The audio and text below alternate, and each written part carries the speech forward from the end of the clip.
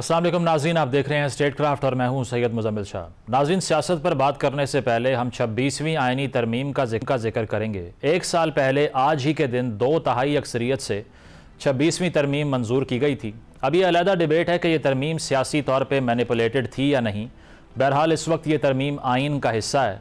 जिनको इस पर एतराज़ था वो इस वक्त सुप्रीम कोर्ट के आइनी बेंच के सामने फुल कोर्ट बेंच तश्कील देने की इस्तदा कर रहे हैं, और ये आइनी बेंच वही है जो इस तरमीम के बाद वजूद में आया। अब इस पर क्या फ़ैसला आएगा, इस पर बात करना कबल अज़ वक्त है, लेकिन हम इस तरमीम के प्रोज़ एंड कॉन्स पर मुख्तसर बात करें तो कहा जा सकता है कि 26वीं तरमीम से पहले हमें जो इदारों के दरमियान एक तसादुम की फ़ज़ा दिखाई देती थी, अब वो नज़र नहीं आती, जिस पर मुख्तलिफ आरा दी जा सकती हैं। एक ख्याल ये है कि इस तरमीम के ज़रिए अदलिया को टूथलेस बनाने की कोशिश की गई, जबकि दूसरी राय में इससे पार्लियामान को एक बैलेंस्ड पावर मिली है।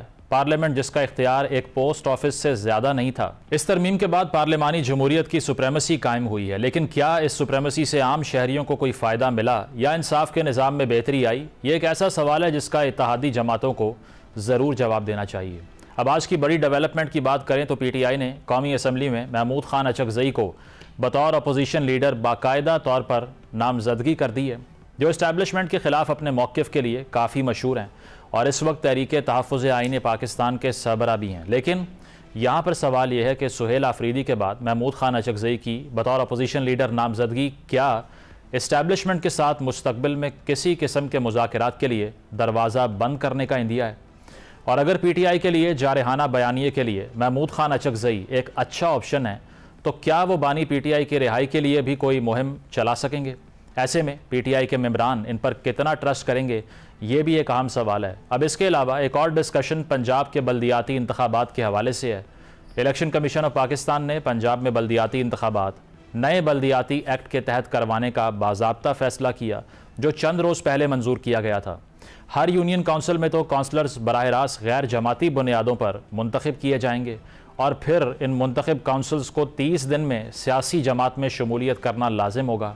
अब वैसे तो एक तवील अरसे तक बल्दियाती इंतखाबात का ना होना, फिर इलेक्शन कमीशन के आखिरी मंजूर शुदा कानून के तहत इलेक्शन करवाने का फ़ैसला, पंजाब हुकूमत की एक नए कानून लोकल बॉडीज़ एक्ट 2025 की मंजूरी और इसके तहत नए बल्दियाती इलेक्शंस करवाने का फ़ैसला, जिसकी इलेक्शन कमीशन भी तौसीक कर रहा है, काफ़ी क्वेश्चनेबल है। लेकिन गैर जमाती इलेक्शन जिसमें PTI के लिए मुश्किलात हैं, पार्टी का इंट्रा पार्टी इंतखाब से मुतल्लिक केस गुज़श्ता 19 माह से इलेक्शन कमीशन में ज़ेरे इल्तवा है।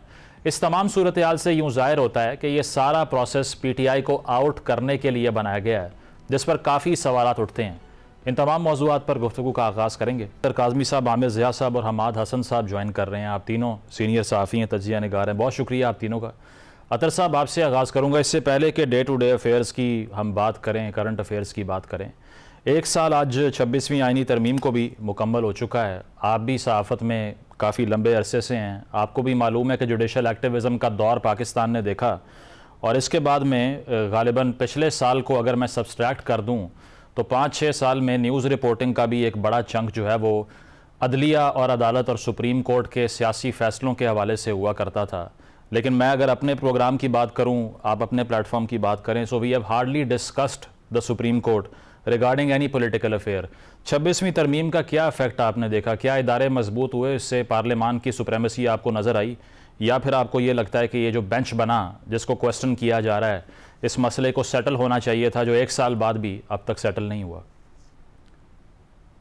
इसमें कोई दो राय नहीं मुजम्मिल साहब। जिस आपने फरमाया कि पाकिस्तान की अदलिया की एक तारीख रही है जिसमें आपको एक्टिविज्म भी नजर आता है, बहुत सारी ऐसी चीजें हैं, लेकिन अदलिया को हम डिस्कस तब करें जब अदलिया मैटर करती हो, जब हालत ये हो कि आपकी हाई कोर्ट के 5 जज साहिबान इंसाफ लेने के लिए कभी खुद इस अदालत में जा रहे हो, कभी किसी दूसरी हाई कोर्ट में जा रहे हो, तो जब अदलिया एग्जेक्टिव के लिए कोई चैलेंज ही नहीं है, जब अदलिया की जानिब से कोई ऐसा काम ही नहीं होगा, कोई ऐसा फैसला ही नहीं आएगा जो एग्जेक्टिव को गरां गुजरेगा, तो उस पर कौन बहस करेगा, उस पर कौन बात करेगा? जो 26वीं आईनी तरमीम है उसमें अगर आप देखें, अकरम शेख साहब के दलाइल हमने सुने, आपने हामिद खान साहब के दलाइल सुने, आप दीगर लोगों के दलाइल सुनते हैं। ये वो लोग हैं जो नजरियाती तौर पे हो सकता है पोल्स अपार्ट, लेकिन ये सारे ये बात कर रहे हैं कि एक तरह से अदलिया को आपने एग्जेक्टिव के मातहत कर दिया, और ये एक बड़ी बहस है। अदलिया में जो एक्टिविज्म है या कोई ऐसी चीजें हैं जिसकी वजह से यहाँ पे एक हैजानी कैफियत रहती थी, वो भी मुनासिब नहीं है। लेकिन इस वक्त जो अदलिया की हालत है कि एक हाई कोर्ट का हुक्म हो तो कोई पुलिस वाला नहीं मानता, कोई किसी और किस्म का मसला हो तो अदलिया कहती है जी हम तो इस पे कुछ सुन नहीं सकते, ये तो बेंच सुनेगा। तो मेरे ख्याल में जो एक बैलेंस कायम होना चाहिए एक आईनी और जमहूरी आइन के मुताबिक, उसमें मुझे लगता है कि अगर पहले टिल्ट दूसरी तरफ था, अब टिल्ट बहुत ज्यादा दूसरी तरफ हो गया है, जिसकी वजह से खुदा न खास्ता मुझे ये लगता है कि कुछ मामलात में लोग ये महसूस करते हैं कि अदलिया इररेलेवेंट होगी। और मैं एक फाइनल पॉइंट ऐड कर दूं कि 26वीं तरमीम लाने का मकसद ये था कि जो अदालतों के अंदर मुकदमात का बहुत बड़ा एक बैकलॉग है उनको खत्म किया जाएगा। अगर आप उस हवाले से बात करें तो वो सारे मुकदमात वहीं के वहीं पे हैं। अतर साहब, ये इररेलेवेंस जो है ये तो सियासी तौर पे हुई ना, उसके अलावा तो सुप्रीम कोर्ट ऑपरेट करेगी जो डे टू डे अफेयर्स होते हैं उनके। नहीं, सियासी तौर पे नहीं। आप देख लेना कि रेलेवेंस तब होती है कि जब आपके लोगों के आईनी हकूक जो है वो प्रोटेक्ट हो रहे हो। आपके मुल्क में 1 साल एक्स बंद रहा, क्या आपने कहीं पे अदलिया से कोई उसके ऊपर फैसला देखा? आपके मुल्क के अंदर बहुत सारे इल्जामात लगे कि ये हुआ वो हुआ। अब पंजाब हुकूमत में जो CCD के हवाले से मुबैना इल्जामात लग रहे हैं, कहीं पे आपको अदलिया का किरदार नजर आ रहा है? आपके मुल्क में अगर कोई लापता हो जाए, क्या उसी दिन पिटीशन लगती है? क्या इंतजामिया उनकी बात सुनती है? क्या इंतजामिया आके वहां पे कोई जवाब देती है? तो वो जो सियासी मामलात हैं वो अलग हैं, लेकिन बहुत सारे इंतजामी मामलात हैं जिसमें लगता है ऐसे है कि अदलिया का किरदार महदूद है। मतलब ह्यूमन राइट्स भी आप कह रहे हैं अफेक्ट हुए हैं। आमिर ज़िया साहब, ये जो 1 साल मुकम्मल हुआ है, इसमें शायद ही कोई ऐसे प्रोग्राम्स हों जो हमने चीफ जस्टिस साहब से मुतल्लिक किए हों। आपके साथ भी यही सिनेरियो रहा होगा। तो ये अच्छा नहीं है। जो लोग इसके प्रोपोनेंट हैं वो ये कहते हैं कि ये जुडिशल विच हंटिंग थी, वज़राए आज़म को नायल कर दिया जाता था, मैंडेट लेकर आते थे, अदालतों की दहलीज से नायल हो जाया करते थे। अब वो सारा मसला ही ख़त्म हो गया, पार्लियामान सुप्रीम हो गई और यही प्रिंसिपल होना चाहिए था। How do you respond to this argument? देखिए, इसमें सबसे बड़ा मसला ये है कि आपने सियासी कहते ना उसके तहत सियासी पार्टियों के मातहत, एग्जीक्यूटिव के नहीं, मैं एक और वो करूंगा, एक कदम आगे जाऊंगा, सियासी पार्टियों के मातहत कर दिया है आपने आला अदलिया को, जो बड़ा खतरनाक है। अब जो है जज लगाने के लिए पाकिस्तान पीपल्स पार्टी, नून लीग ज़ाहिर के जो इक़्तिदार में है वो अपनी मर्जी के जजेस लगाते हैं। वो लगाते हैं कि जो उनके लॉयलिस्ट हों, और जब उनके लॉयलिस्ट होते तो ज़ाहिर है कि इंसाफ कैसा करेंगे। इससे पहले भी कोई जजेस की तकरीरी का मैं नहीं कहूंगा कि बड़ा आइडियल निज़ाम था, लेकिन अब तो आपने बिल्कुल उसको ज़िबा कर दिया लाके एग्जीक्यूटिव के सामने। और उसकी वजह से ये जो जिस बात को खुशाइन कह रहे हैं कि हम खबरों में नहीं आला अदलिया को डिस्कस करते, ये तो बड़ी बुरी बात है। आप सोच रहे हैं कि एक इतना अहम सतून था हमारा अदलिया का, उसको वो बिल्कुल इग्नोर हो रहा है। इसलिए इग्नोर हो रहा है कि उसकी वक़्त नहीं रही, उस पर मुकदमा चलता नहीं है, लोग दादरसी के लिए जा नहीं पाते। अब आपकी कॉन्स्टिट्यूशनल बेंच। आमिर साहब, मेरा आपसे सवाल है, आपने कहा ना आम तरीन इदारा था, लेकिन क्या हिस्टोरिकली स्पीकिंग पिछले 50-60 साल में अदलिया ने पाकिस्तान की सियासत को या पार्लियामान को मजबूत किया या कमजोर किया? मेरे एक और इस पे सवाल है, आप मुझे ये बताइए कि ठीक है अदलिया पे तनकीद करते हैं, 50 बरस में खुद पार्लियामान ने अपने साथ क्या किया है और सियासी जमातों ने अपने साथ क्या किया है। बाज़ औक़ात एक लोगों को दादरसी के लिए जगह होती थी कि जी आला अदलिया में चले जाएंगे, हमें बहुत सारों को गलत फहमी होगी, खुशफहमी होगी कि जी आला अदलिया इंसाफ कर देगी। वो आला अदलिया जो इंसाफ नहीं कर पा रही है, ठीक है ना। अच्छा, उसमें अब उसके नतीजे में क्या हुआ कि जनाब वज़ीर आज़म को आपने बिल्कुल ऑल पावरफुल कर दिया, पार्लियामेंट को ऑल पावरफुल कर दिया। जो तवाज़ुन होता है इदारों के दरमियान वो खत्म कर दिया हुआ है। हमारे यहाँ पार्लियामेंट ने मतलब कौन से कारहाय नुमाया अगर अंजाम दिए, बिल्कुल इनके भी फैसले मुतनाज़ा होंगे सुप्रीम कोर्ट के भी और हाई कोर्ट के भी माजी में, लेकिन हमारी इन आज़म ने क्या किया है, इन्होंने जो मतलब है कि करप्शन में जिस तरह से नहाए हैं और जिस तरह से फिर आपने देखा कि वो कोशर हो गए, उनको बिल्कुल एक जायज करार दे दिया गया। जनाब अब आप जो चाहें करें, आपके तमाम केसेस खत्म हो गए if you are on the right side, और अगर आप ऑन द रॉन्ग साइड है तो आपकी छोटी सी बात को जो है वो पकड़ लेंगे। तो बात ये कि आपने इस चीज को पूरा कहते हैं ना, आपने सिस्टम को जो है तोबाला कर दिया, जो कि पाकिस्तान में इंसाफ के लिए, जमहूरियत के लिए और अवाम के लिए जो है खुशाइन नहीं है। मतलब अपनी स्पेस गिव अप करने में पॉलिटिशियंस का अपना भी कसूर है, आप कह रहे हैं। हमाद साहब, 1 साल मुकम्मल हुआ है 26वीं तरमीम का, आपको लगता है कि इन रेट्रोस्पेक्ट ये जो फैसला किया गया पॉलिटिकल क्लास की तरफ से, चूंकि कोई भी पार्टी आ जाएगी तो वो इसी सुप्रेमेसी को एंजॉय करेगी ना, सिर्फ मुस्लिम लीग नवाज के लिए तो ये तरमीम नहीं थी, तो कैसे देखते हैं इस 1 साल को आप, और इससे क्या इंस्टीट्यूशनल बैलेंस कुछ बेहतर हुआ या बिगड़ गया? देखिए, हमारी तारीख़ यही रही कि अदलिया तो आमराना क़ुव्वतों के साथ साथ चलती रही। जो आमराना क़ुव्वतें जो 40-42 साल तक इस मुल्क पर मुसल्लत रही, तो बदकिस्मती से हमारे सामने कोई ऐसी तारीख़ नहीं है कि हम उस पर फ़ख्र करें कि अदलिया आइन की पामाली के ख़िलाफ़ या जमहूरियत की बेखनी के ख़िलाफ़ डट कर खड़ी हुई थी। हमारे सामने तो मुंतखब वज़ीर आज़म की फांसी है, PCO जजेज़ हैं, साकिब निसार हैं, हमारे पास तो ये तारीख़ है, इरशाद हसन ख़ान है, मौलवी अनवारुल हक है, मौलवी मुश्ताक है, हमारे पास ये तारीख़ है। इस तारीख़ को बदलने के लिए सबसे अहम किरदार पार्लियामेंट का बनता है, लेकिन क्या पार्लियामेंट ने अपने आप को मजबूत किया?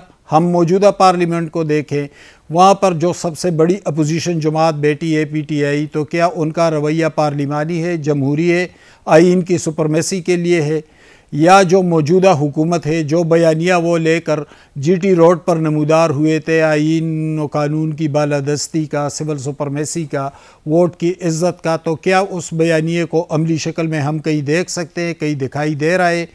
तो अलमिया ये है कि जब सियासतदानों के साथ ज़्यादतियाँ होती है, मुश्किल वक्त आता है, तो फिर हम साफ़ी उनके साथ खड़े हो जाते हैं, लेकिन जब वक्त बदलता है और वो किसी और लकीर के उस पार चले जाते हैं, तो फिर उनका रवैया ख़ुद ब खुद गैर जमहूरी होता है। मौजूदा हुकूमत के जमहूरियत के हवाले से तो मुझे कोई ऐसी मिसाल दिखाई नहीं दे रही है जिस पे हम फ़ख्र करें कि हाँ भाई जमहूरियत के हवाले से ये किरदार अदा किया है 26वीं तरमीम।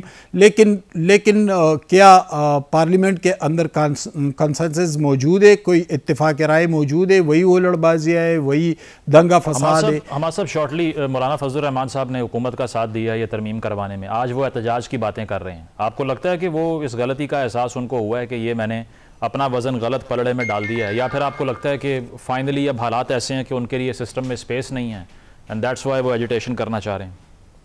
देखिए, मौलाना कोई आइडियल पॉलिटिकल फिगर तो है नहीं कि हम कहें कि बस मौलाना एक कसौटी है, उन्होंने ये किया। यही मौलाना थे जिन्होंने मुशर्रफ के LFO की हमायत की थी, क्योंकि उस वक़्त खैबर पुख्तनख्वा की हुकूमत अकरम दुरानी की शक्ल में उनके पास थी, मरकज़ में उनके पास वजारत और कश्मीर कमेटी थी। तो अफराद इतने अहम नहीं होते। सियासी जमातें, इदारे, पार्लियामेंट, आइन व कानून ये बहुत अहम होते हैं। अलबत्ता अफराद अगर कोई गलत किरदार अदा करे या जमहूरियत की ट्रैक से उतरे, आइन व कानून की सरबुलंदी के ख़िलाफ़ किरदार अदा करे, तो हम अफराद पे बात करेंगे, तनकीद भी करेंगे, इदारों पर भी करेंगे। यानी अदलिया के किरदार के हवाले से हमने बात की कि अदलिया के किरदार में कोई ऐसी चीज़ नहीं जिस पर हम फ़ख्र करें। हमारे पास तो जो कुछ है, यानी जिस मुंतखब वज़ीर आज़म को इसी अदलिया ने फांसी चढ़ाया था, उसी अदलिया ने उससे पसपाई इख्तियार कर ली एक फ़ैसले के तहत। तो देखिए, सियासी जमातों को अपने पाँव पर खड़ा होना होगा। इमरान खान इक़्तिदार में थे तो कर्नल लियाकत पार्लियामेंट चलाते थे, 34 मेंबरान सेनेट में 64 मेंबरान को शिकस्त देते थे। इमरान खान कहते थे कि जो किसी इदारे के ख़िलाफ़ बोले तो वो गद्दार है। आज वही इमरान खान उसके उलट बातें कर रहा है। यही जो मौजूदा हुकूमत है, ये लोग जब अपोजिशन में थे, मुश्किल वक्त था, तो हम इनके लिए आवाज़ उठाते थे, लेकिन आज वो कहाँ खड़े हैं? कहाँ पर है जमहूरियत की बालादस्ती? कहाँ पर है आइन व कानून की सुपरमेसी? तो सियासी जमातों को इस अलमिये का सामना तो है और पूरे मुल्क को इस अलमिये का सामना बिल्कुल है। जो नज़रियाती सियासत है वो हुकूमत में आकर भी नज़र आनी चाहिए, ना सिर्फ अपोजिशन में। प्रोग्राम में एक ब्रेक शामिल करते हैं, ब्रेक के बाद वापस आएंगे। Stay with us.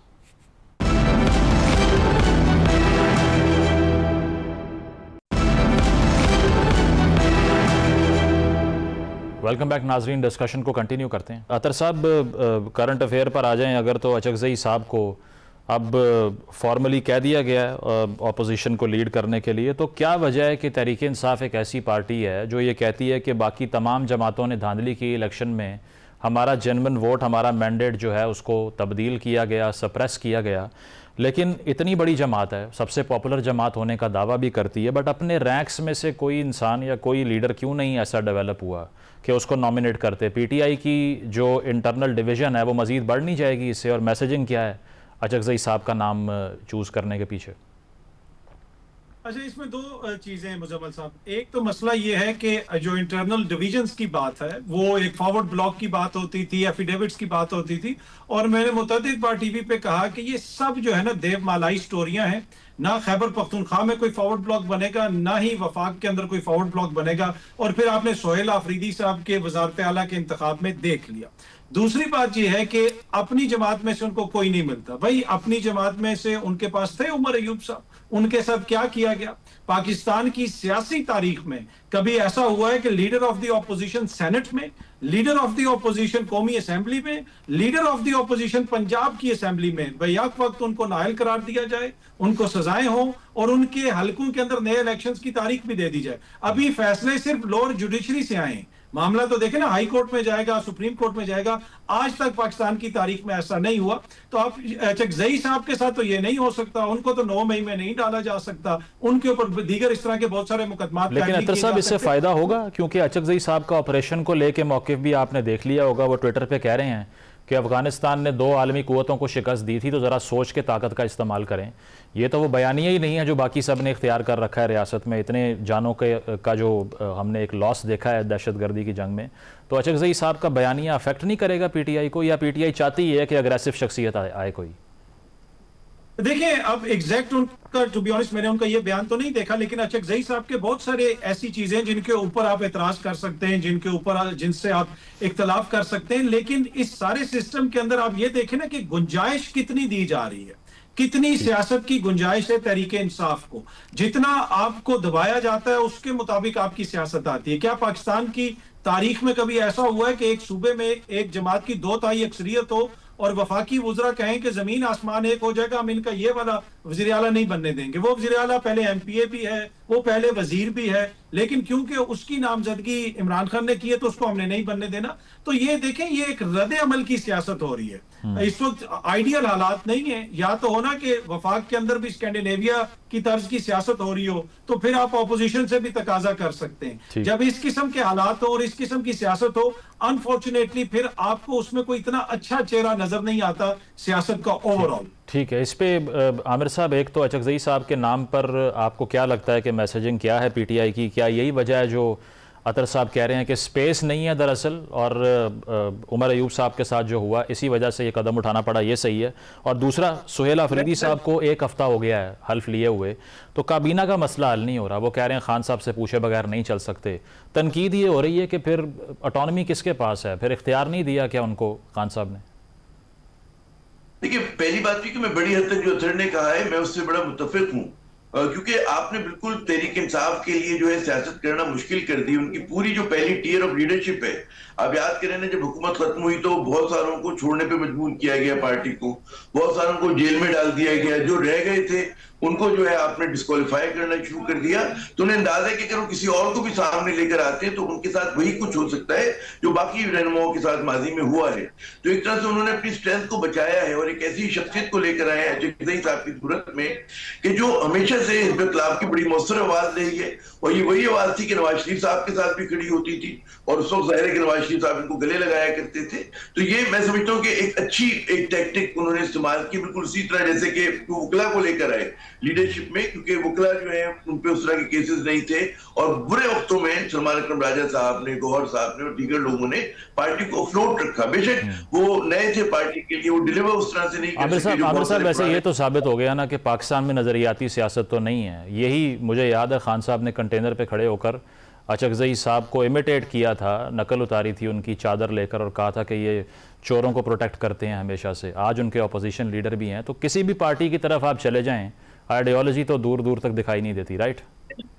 Late me be devil's advocate कि अगर उन्होंने उनका साथ छोड़ दिया, जिसको इमरान खान जो भी कहा करते थे, मैं वो लफ्ज नहीं दोहरा रहा, और वो ड्रिफ्ट होके इमरान खान के साथ आके खड़े हो गए, तो अब पता नहीं आप इसको किस तरह से लेंगे। भाई वो तो आदमी तायब हो सकता है कि उन्होंने फर्ज करें साथ नवाज शरीफ का, ठीक है ना, जिनको तो ठीक है, फिर तो आप उनको खुशामदीद कहेंगे। तो ये चीज है ना, वो तो सबने किया। आप देखिए ना, पीपल्स पार्टी क्या कहा करती थी, शरीफ खानदान को शरीफ खानदान क्या कहा करता था। उनसे तो मुख्तलिफ होने का ही तो दावा था। तीसरी कुव्वत का दावा यही था कि पहली 2 से मुख्तलिफ हैं हम। जी जी, तो वो अब वो है कि अब निजाम ने उनको छोड़ा ही नहीं इस काबिल कि आप स्ट्रेट बैठ के साथ पॉलिटिक्स करने। देखिए ना, इमरान खान ने सोचा कि मैं इस्तीफा दूंगा, मैं असेंबली डिसॉल्व करूंगा तो मुझे इंतखाबात मिल जाएंगे आईन और कानून के तहत, लेकिन नहीं मिले।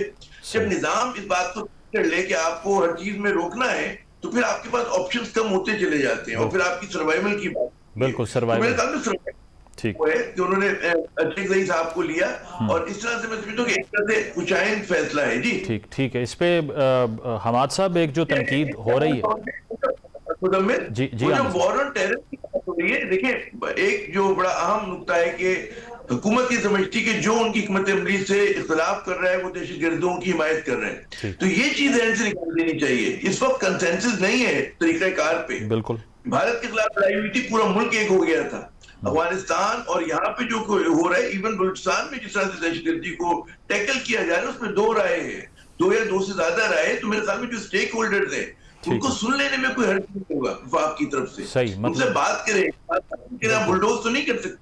बिल्कुल कंसेंसस मौजूद नहीं है, ये तो आपने सही कहा। इस पे तो वफाक को चैलेंज दरपेश है। हमाद साहब, जो तनकीद अब सुहेल आफरीदी साहब पे हो रही है कि हफ्ता हो गया है आपने ओथ लिया, आप काबीना नहीं बना पा रहे खान साहब की मर्जी के बगैर, आप ऑटोनमस नहीं है, तो किस पार्टी में इतनी ऑटोनमी है? फॉर इंस्टेंस मुराद अली शाह साहब क्या कोई फैसला कर सकते हैं जरदारी साहब से, बिलावल साहब से पूछे बगैर, या मरीम साहिबा नवाज शरीफ साहब से पूछे बगैर चल सकती हैं? तो यहाँ पर भी ऐसे ही है, ये तनकीद बिला जवाज़ नहीं है आपको लगता है? बिल्कुल ऐसा है। मुराद अली शाह साहब के लीडर बिलावल भुट्टो जरदारी या आसिफ जरदारी साहब है, वो उनसे मुशावरत करेंगे, उसके मुताबिक चलाएंगे सूबे को। मरीम नवाज़ के लीडर नवाज़ शरीफ हैं, तो वो उससे मशवरा करेगी, उसके मुताबिक चलाएगी। लेकिन क्या उनके लीडर रियासती बयानिए के या रियासत के ख़िलाफ़ जाते हैं? नहीं जाते। वो अपनी पार्टी पर तवज्जो देते हैं, डिलीवर करने की सलाहियत पैदा करते हैं, पार्टी को आगे बढ़ाते हैं। ये वैसे ज़्यादा रेडिकल हो गया एंटी स्टेट कहना एक सूबे की हुकूमत को। मैं कभी इसका हमायती नहीं हूँ कि किसी को एंटी स्टेट कहा जाए। मैं सिर्फ पीटीआई के बयानिए की तरफ आता हूँ, यानी वो सूबा जहाँ तारीख़ की बदतरीन दहशतगर्दी हो रही है और फिर अफ़गान हुकूमत के साथ इंटरनेशनल लेवल पर मुज़ाकरात भी हो रहे हैं। लेकिन पीटीआई का बयानिया क्या है? क्या वो इस हवाले से कोई इनपुट दे रहे हैं? क्या वो इस हवाले से डिलीवर कर रहे हैं? वो इदारों और फेडरेशन के साथ तो उनकी कोई कोऑर्डिनेशन मौजूद है? अगर नहीं है, गाड़ियाँ दे दी हमें ना, हमें फंड देते हैं एंटी टेररिज्म के लिए, गाड़ियाँ भी पुरानी लाकर दे दी हमें, हम क्या करें? देखिए, गाड़ियों पर एतराज़ तब करें जब वो अपनी कारकर्दगी को तो बेहतर बनाए ना। अभी तो उनकी काबीना भी नहीं बनी, अभी तो वज़ीर आला सुप्रीम कोर्ट के एक फ़ैसले के तहत तो वो फ़ैसला करने के मजाज भी नहीं है, क्योंकि उस फैसले में है कि जो फ़ैसला काबीना करेगी वही उसकी इम्प्लीमेंटेशन होगी सूबाई या रियासती सतह पर। अभी तो वो एक हफ़्ता गुजर गया, काबीना इसलिए नहीं बनी कि खान साहब से अप्रूवल नहीं ली गई। असल बात ये नहीं है, असल बात कुछ और है। खान साहब से पूछना है कि बैरिस्टर सैफ को मुशीर की हैसियत से रख ले या न रख ले। दूसरी तरफ जो पार्टी के लीडर हैं, जो सीनियर लीडर है या जो अली अमीन गंडापुर ग्रुप है, उन्होंने ये प्रेशर डाला हुआ है कि किसी गैर मुंतखब को मुशीर न बनाया जाए। उसमें मुजम्मिल भी हैं, उसमें बैरिस्टर सैफ भी है, उसमें साबिक वज़ीर इत्तलात कामरान बंगश भी है, उसमें साबिक वज़ीर तैमूर झगड़ा भी है, बहुत सारे लोग हैं, तारिक सदोज़ई है, डेरा इस्माइल खान वाले। तो एक तरफ तो ये प्रेशर बिल्ड हो रहा है कि इन लोगों को नहीं लगाना। खान साहब का बयान आता है कि मुजम्मिल को लगा ले। मशाल यूसुफजई कहती है कि खान साहब ने बैरिस्टर सैफ का कहा है कि इसको मुशीर ले ले। ये सलमान अकरम राजा कहते हैं कि खान साहब ने कहा है कि बैरिस्टर सैफ को नहीं लेना है। अब वहाँ पर जो वज़ीर आला बैठे हैं, 34-35 साल उनकी उम्र है, न उनको सियासत का इतना तजुर्बा है, न इतनी दूरअंदेशी है। नौजवान लड़का है, यकीनन बहुत लाइल हैं इमरान खान के या पार्टी के, लेकिन सिर्फ लाइलिटी से तो काम नहीं चलता। तजर्बा और सीखना भी एक बहुत अहम फैक्टर है। तो अब सूबा किस सम्त में जा रहा है? वो सूबा जहाँ पर बदतरीन दहशतगर्दी हो रही है, जो माली हवाले से इंतहाई मसाइल का शिकार है, 800 अरब का मकरूज़ हो चुका है, जहाँ पर गवर्नेंस तबाह होकर रह गई है, जहाँ पर गुज़श्ता 12 साल में, और ये 12 साल PTI के 12 साल थे, तारीख़ की सबसे बड़ी करप्शन हुई। परवेज़ खटक ने की, फिर महमूद ख़ान ने की, फिर अली अमीन गंडापुर ने की, फिर उनके वज़रा भी उनके साथ थे, उनके मेंबरान भी उनके साथ थे। तो देखें, उस सूबे को संभालना क्या, आप 34-35 साल के एक लड़के को वो सूबा सौंप रहे हैं। लेकिन इस वक्त मंजरनामे पर कौन है? इस वक्त मुजम्मिल हैं, मुजम्मिल असलम है, बैरिस्टर सैफ है, जो सिरे से मुंतखब लोग ही नहीं है। लेकिन पार्टी के अंदर जो सीनियर लोग हैं, जिसमें असद कैसर हैं, जिसमें शाहराम तरकई है, जिसमें उमर अयूब है, अगर उनके भाइयों को आप काबीना से निकालेंगे या सीनियर लोगों को निकालेंगे, तो क्या वहाँ पर ISF की काबीना बनेगी? इंसाफ स्टूडेंट फेडरेशन काबीना होगी?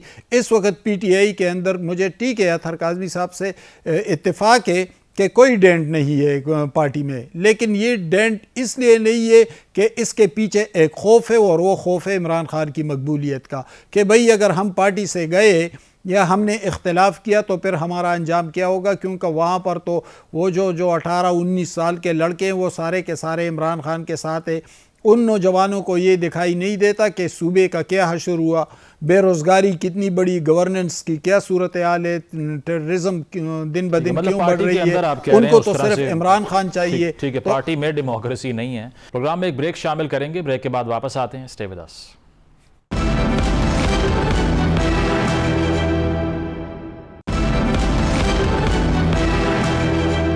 वेलकम बैक नाजरीन। पैनल हमारे साथ मौजूद है, डिस्कशन को कंटिन्यू करते हैं। अतर साहब, जो तनकीद है हमाद साहब की भी, एक तो ये मुजम्मिल असलम साहब, बैरिस्टर सैफ साहब का नाम कहाँ से आ रहा है, पहला सवाल ये। और दूसरा ये कि अब सुहेल अफरीदी साहब ने पहले भी ये ऑन रिकॉर्ड बयान दिया है कि बाकी सारी चीज़ें बाद में होंगी, 1 पॉइंट एजेंडा को पहले फॉलो किया जाएगा, खान साहब को जेल से निकालना है। तो सूबे की वही हालत ज़ार जिसकी हमाद साहब बात कर रहे हैं। 12 साल की हुकूमत में आपको लगता है PTI के पास एक बड़ा रिपोर्ट कार्ड है कि हमने ये चीज़ें फ़िक्स की हैं और एक मॉडल बनाया प्रोविंस को ताकि आइंदा वोट मिले हमें? देखिए, एक बात तो ये है कि जिस तरह जो पहले आपने भी जिक्र किया गाड़ियों वाला मामला, अब ये गाड़ियां अगर इतनी अच्छी हैं तो ये गाड़ियां मरियम बीबी को दे दें इनमें से एक गाड़ी, क्योंकि उनकी गाड़ी में ना वाईफाई है ना चार्जर है। उन्होंने आवाम के सामने ये गिला किया अच्छा। कि आपकी बसों में तो मैंने लगवा दिया, मेरे पास नहीं है, तो इनमें से एक गाड़ी उनको दे दी जाए और बाकी जो है इधर वफाक के अंदर बांट दी जाए। अच्छा। दूसरा जो बात है कि उधर तजर्बा नहीं है। अब बिलावल को किस तजर्बे की बिना पे पाकिस्तान का वजीर खारजा बना दिया गया था? बिलावल ने जिंदगी में एक दिन काम नहीं किया, 1 रुपया खुद नहीं कमाया, और वो उठा और पाकिस्तान का वजीर खारजा बन गया। इसी तरह मरियम बीबी ने कभी काउंसलर का इलेक्शन नहीं लड़ा। आपको सुहेल अफरीदी जो ग्राउंड लेवल से उठ के आया है, जो काउंसलर का इलेक्शन जिसने लड़ा, जिसने MPA का इलेक्शन लड़ा, जो अरसा दराज से सियासत कर रहा है, वो आपको ना तजर्बाकार नजर आता है। लेकिन आसफा भुट्टो साहबा को पार्लियामेंट में ले आए आप बिला मुकाबला। तलाल चौधरी साहब, उनको तलाल चौधरी साहब सुहेल बुजदार कह के पुकार रहे हैं। वो कह रहे हैं कि इनका डिमीनर ही नहीं है CM वाला। पता नहीं अब वो डिमीनर क्या हो, क्या वो कोई ब्रेक डांस करके दिखाएं, क्या करें, किस तरीके से चलें। डिमीनर क्या होता है जी? सियासत के अंदर तो यही होता है ना कि जिसको आवाम इलेक्ट करती है, जिसके पास मैंडेट होता है, वो आपका जो है वो डिसाइड करते हैं कि फिर किसने उसको चुनना है। तो मेरे ख्याल में खैबर पख्तूनख्वा की आवाम को खुदा ना खास्ता इतनी कामअकल नहीं है कि अगर वहां पे कुछ भी डिलीवर नहीं हो रहा तो बार बार उधर वोट दिया जा रहा है। अगर की थी परवेज खटक साहब ने करप्शन, तो आज तो परवेज खटक काबीना का हिस्सा है। अगर महमूद खान ने करप्शन की थी तो महमूद खान को भी पकड़ा जाए, जिसने भी करप्शन की है उसको पकड़ा जाए। नहीं, अतर साहब, मुजम्मिल असलम साहब का नाम, वो कराची से उनका ताल्लुक है, तो ये अप्रोप्रिएट है कि PTI पख्तूनख्वा काबीना में? मुजम्मिल असलम साहब तो आपको याद होगा कि इमरान खान साहब के भी वो मुशीर थे फाइनेंस के ऊपर, और इस काबीना में अली अमीन गंडापुर साहब की काबीना में भी थे। लेकिन जहां तक जो काबीना का ताल्लुक है, वो मैं खबर आपके साथ शेयर कर देता हूं। 3 दिन पुरानी खबर है कि ये फैसला कर लिया है सुहेल अफरीदी साहब ने कि अगर इमरान खान साहब से मुलाकात नहीं होगी तो एक लिमिटेड काबीना बना दी जाएगी, और वो लिमिटेड काबीना जो है वो मामलात को चलाएगी, और जब मुलाकात होगी तो उसके बाद फिर काबीना में तोसी करनी होगी या जिस जिसको शामिल करना होगा वो शामिल किया जाएगा। और जो नंबर मुझे उस वक्त बताया गया था आज से 3 दिन पहले वो 6 से 10 का नंबर था कि इसके बीच में वुज़रा को रखा जाएगा। बाकी बैरिस्टर सैफ साहब हो जाएं या मुजम्मिल असलम साहब हो जाएं, जो भी होगा वो इमरान खान साहब की मर्जी से होगा और उनकी हुकूमत है। और आपने देखा कि सोहेल आफरीदी साहब को तो कोई भी जानता नहीं था उस तरह, आज वो वज़ीर आला बने हैं इसलिए कि इमरान खान साहब ने उनको नामजद किया, और जो भी उधर से नामजदगियां होंगी उन लोगों को शामिल किया जाएगा। ठीक है, इस पे जो बात कर रहे हैं अतर साहब, आमिर साहब आपकी तरफ आता हूँ। सुहेल साहब का बड़ा चैलेंज यही होगा कि पार्टी के अंदर वहाँ पर जो इंटरनल प्रेशर है, जिस पर गंडापुर साहब भी कंप्लेन करते थे, एक तो उसको भी मैनेज करना है, दूसरा आपने एजिटेशन भी करनी है, क्योंकि आप खुद कह रहे हैं कि मैं 100 दिन या फिर एक स्पेसिफिक 1 महीने तक इंतज़ार करूँगा, उसके बाद मैं रवायती पॉलिटिक्स करने के लिए नहीं आया। तो उन्होंने कहा मैं एहतजाजी पॉलिटिक्स का चैम्पियन हूँ। तो उनका मकसद आने का क्या लगता है आपको? एजिटेशन करना है, इस्लामाबाद की तरफ मार्च करना है, या फिर हालात को कंट्रोल में लेना है पीटीआई के अंदर? देखिए, मल्टी फ्रंट ज़ाहिर की लड़ाई है, और मैं नहीं समझता कि हमेशा जब भी कोई नया शख्स हुकूमत में आता है तो एक हनीमून पीरियड होता है, तो इनको कोई हनीमून पीरियड नहीं मिलेगा। वो कहते हैं रोजे अव्वल से ही जो है ओले बरस रहे हैं इनके लिए।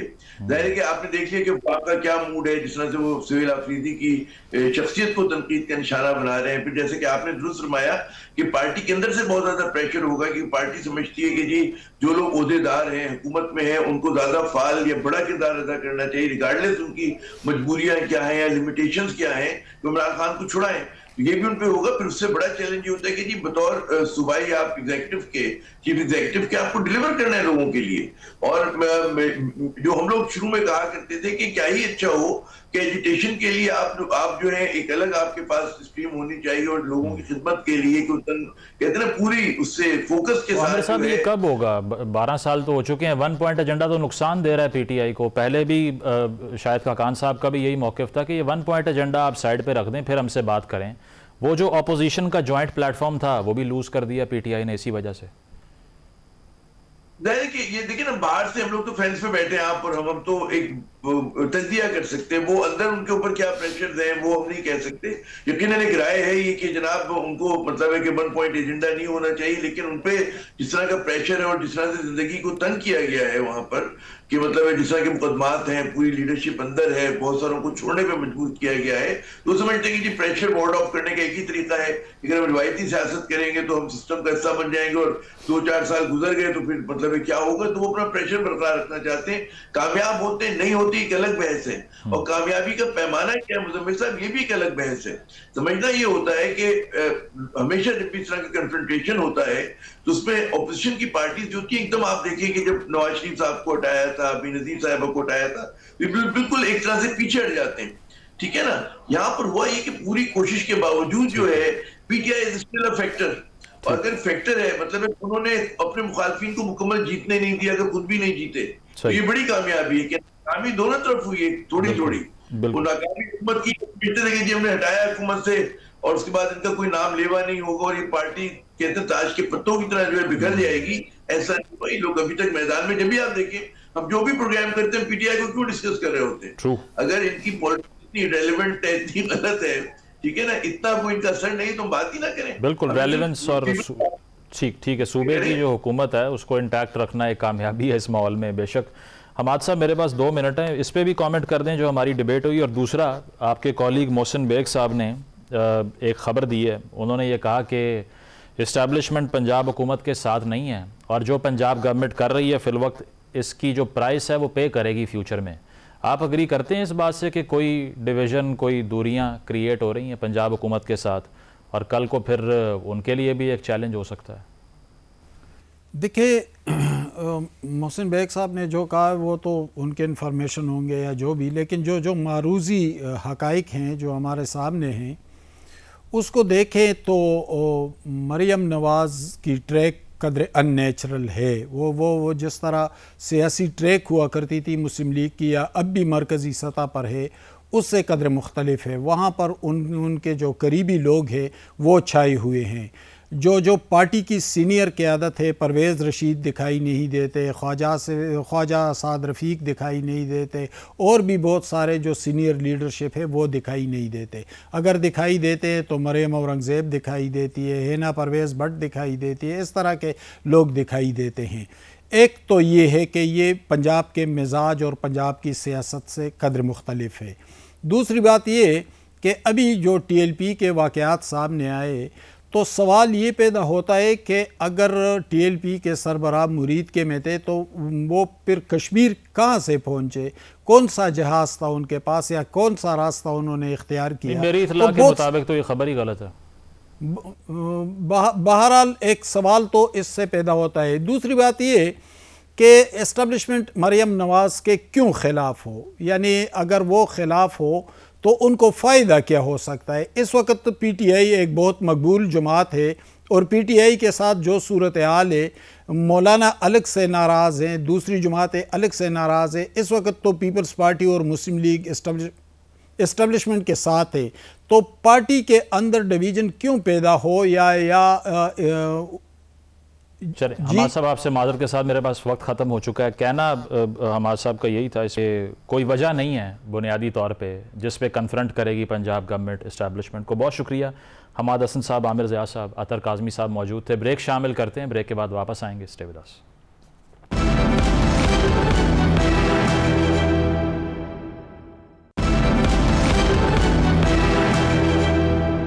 नाज़रीन, प्रोग्राम आपने मुलाहिज़ा किया, फ़ीडबैक ज़रूर दीजिएगा। इजाज़त दीजिए, अल्लाह हाफ़िज़।